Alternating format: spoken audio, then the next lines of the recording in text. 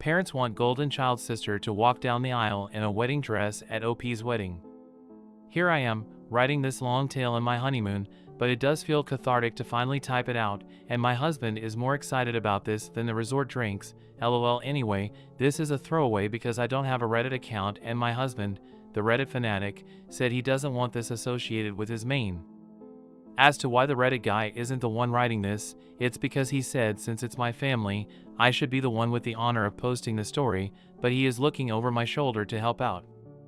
I'm not a lawyer, so I don't know if this works, but I do not give permission for this to be reposted anywhere else.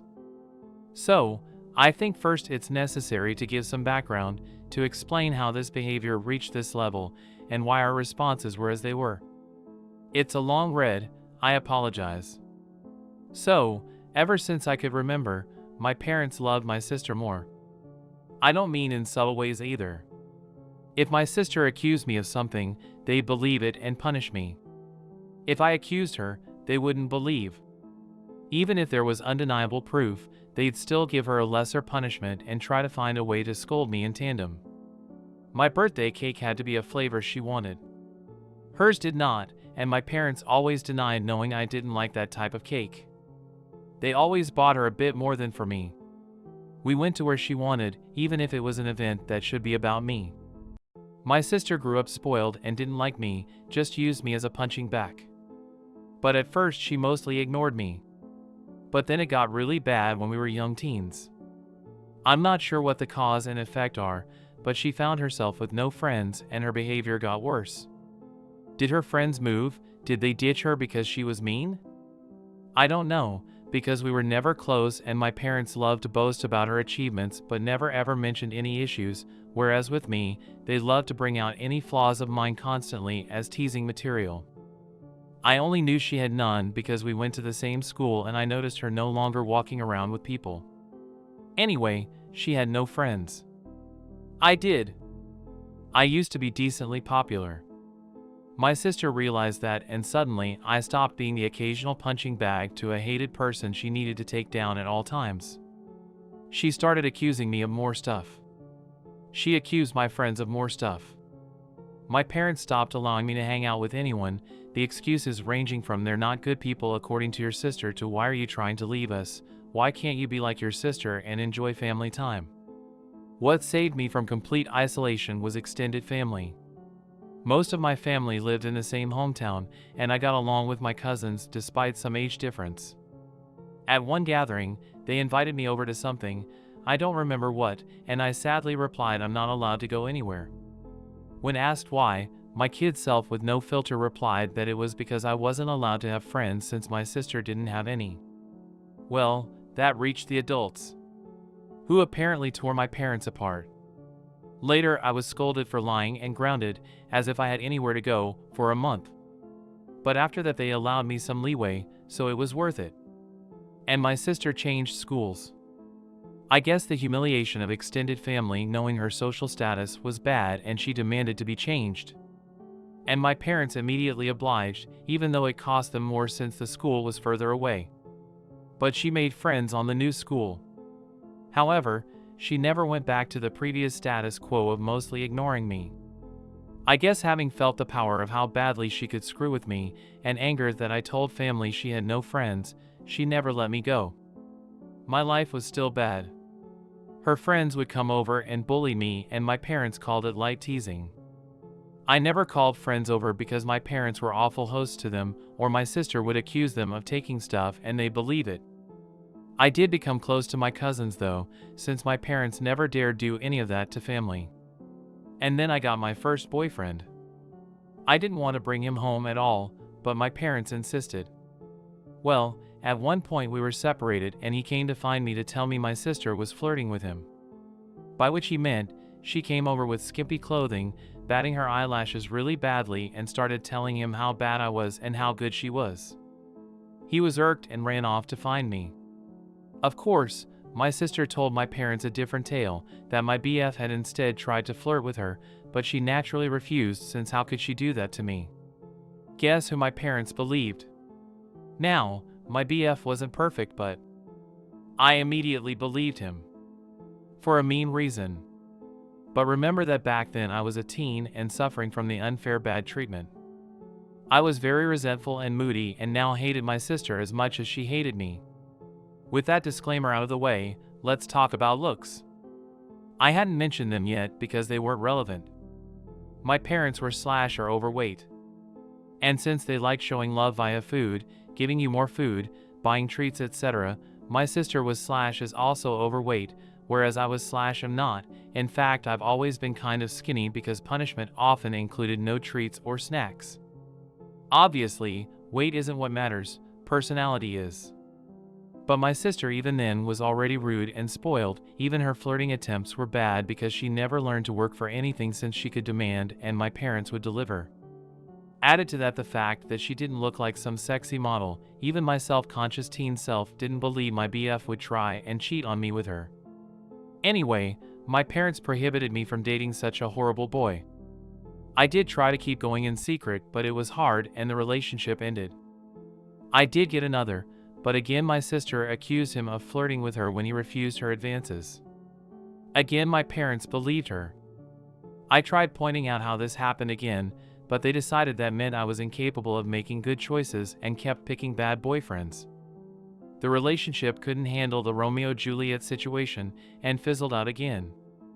I would eventually get called a slut in high school, as I was fine with making out with boys and such, but refused to have relationships. Thankfully, it never got back to my sister or parents.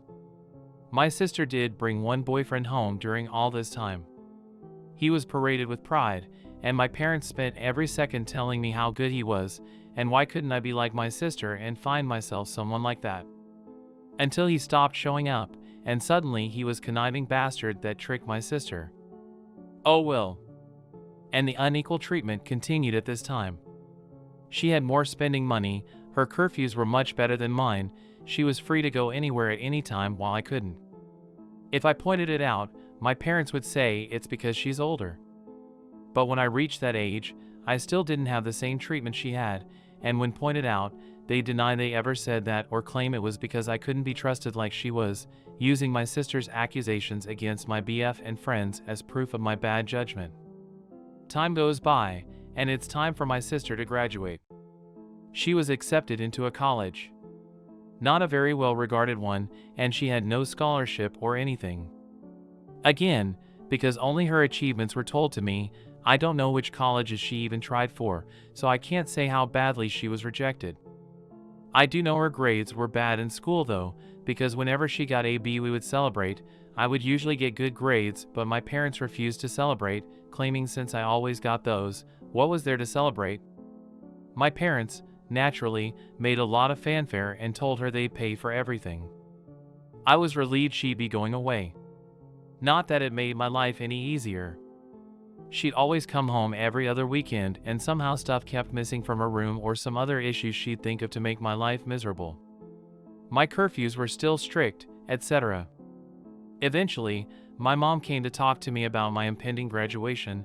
I'm only a year younger than my sister. She told me since they were paying for my sister's college, they had no money to pay for mine. So it would be better for me to start working immediately after graduation and waiting until my sister finished uni to see if they could afford something for me. Oh, and if I decided to stay at home, I'd have to pay for all my stuff, part of the bills, and rent. I pointed out I could get student loans. Mom said yes, except no. That is, because they were so caring towards me, and I had such bad judgment, they would decide if a college was worth my getting in debt or not. I'm not sure how they'd stop me from getting loans, but I didn't ask. Scholarships weren't mentioned. They had no idea what my grades were anymore, and never believed in my capabilities. Anyway, I didn't bat an eyelid. I simply said okay. My mom clearly didn't expect that and kept pushing. Maybe she hoped I'd throw a tantrum so they'd have an excuse to not ever pay for my college. But I said nothing except I understood their position, thanked them for caring, and that was that. My dad later tried the same, but I also refused to be emotional. You see, after a whole lifetime of their terrible parenting, I never had any expectations towards my education. I knew they would find an excuse to not pay for mine and make my life miserable. I never believed they would eventually pay it if I worked and waited for my sister to graduate. I had been preparing for college for a long time. I could barely go out, my friendships were slim, so I had a lot of time to study. And study I did, because I saw college as my only chance to be free. Well, as soon as my dad took his position, the bridal song started playing, the doors open, and I come in. My dad looked aghast at me being there.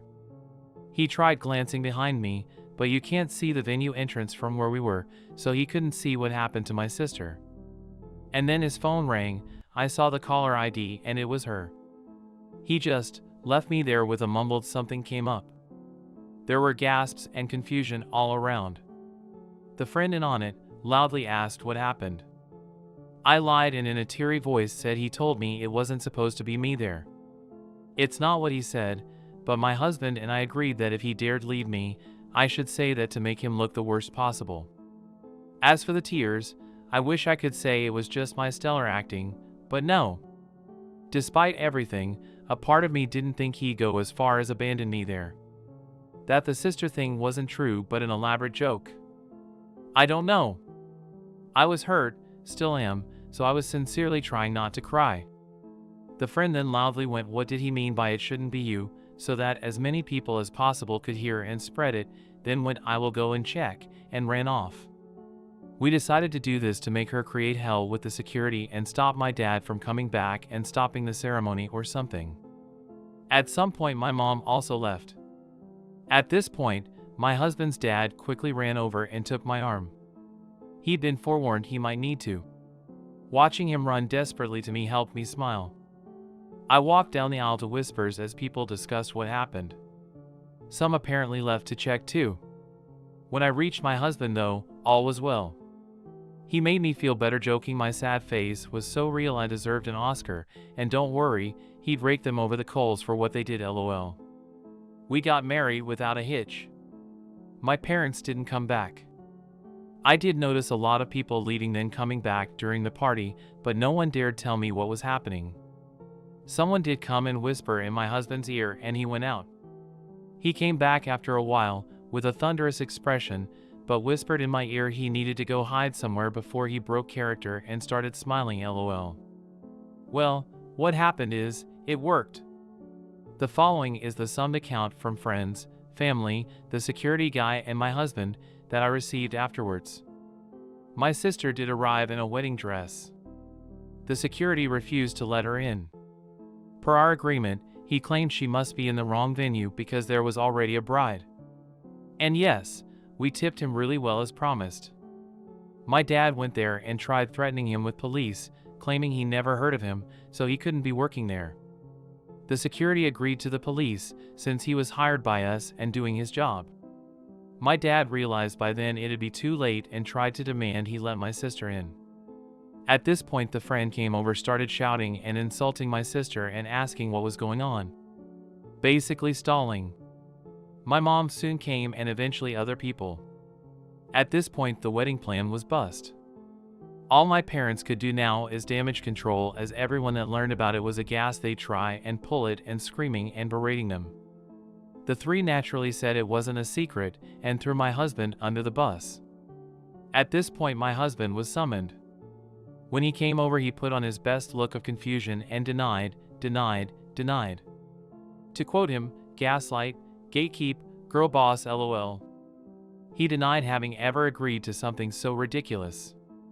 When they insisted he did, he demanded proof and of course, they couldn't produce any. All text exchanges they could produce were about normal wedding decisions.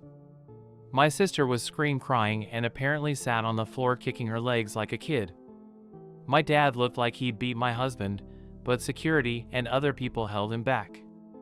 Of course, they said they had no proof because my husband told them not to text. My husband laughed and said, "Wow, how convenient, huh?" Then again repeated why would he ever agree to something so fucked up. Tore them a new one about being awful parents, then said he wasn't going to let their stupid plans and lying get in the way of his wedding and went back to me. No one believed them. The venue had cameras, but they refused to show me the recording as that was only for security purposes. But some people filmed parts of it. Watching my parents and sister get ripped apart by any and everyone that came out to check the drama was delicious. After years and years of being accused of stuff and not believed, to watch them have a taste was one of the best wedding gifts. My mother was crying, my dad kept changing from purple to white, my sister was still on the floor crying and screaming. They kept insisting on that my husband was in on it. But people kept asking, why would my husband agree? Why was there no proof? Why did they want my sister to do this to my wedding? And they had no good answer to any of it. Eventually they were told to leave and had no choice but to do so. My dad apparently had to drag my sister up as she refused to leave the ground. Again, people said nothing to me all night. I guess they wanted to spare me. And maybe it's because I was the bride and not just a guest for once, but it did feel like everyone was making extra effort to be nice, positive, and excited about everything. My husband says all the expensive shit they were eating drinking certainly helps, lol. We had a blast. My husband maintained the forced angry phase for only a short while before breaking out in smiles again. After that we went to the hotel to catch some sleep before going to our honeymoon. Speaking of which, my parents did try to pay for our plane tickets, but we thought that was risky as they could try and cancel them or something, so we refused. Of course, since that whole thing the three have tried to contact me. I've refused calls because my husband insisted on keeping a paper trail. Smart thing, because my sister did eventually message me.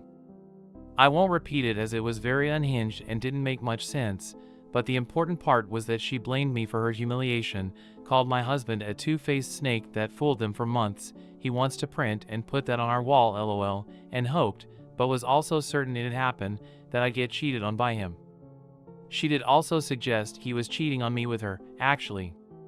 My husband took my phone, screenshot the call logs, screenshot my sister's message, screenshot some messages of my parents demanding I pick up the phone, and sent it all to my family group chat.